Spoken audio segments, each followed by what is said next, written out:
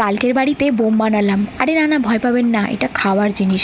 তো প্রথমে আমি আদা, কাঁচা লঙ্কা, রসুনটাকে ভালো করে থেতো করে নিয়েছি। তারপর কড়াইতে তেল গরম করে জিরে ফোড়ন দিয়ে ওতে ওই মশলাটা দিয়ে ভালো করে ফ্রাই করে নিতে হবে। তারপর পেঁয়াজ কুচি দিয়ে ভালো করে ফ্রাই করে নিতে হবে। তারপর হলুদ গুঁড়ো, নুন আর একটু জিরে গুঁড়ো দিয়ে ম্যাশ করা পটেটো ছিল ওটা দিয়ে ভালো করে নেড়ে চেড়ে নিতে হবে।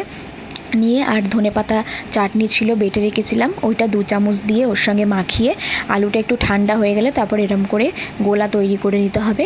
তারপর একটা বেসনের ব্যাটার তৈরি করতে হবে। বেসন আর নুন দিয়ে ভালো করে ফেটিয়ে রেখেছিলাম, একদম ঘন করে, খুব পাতলা হবে না।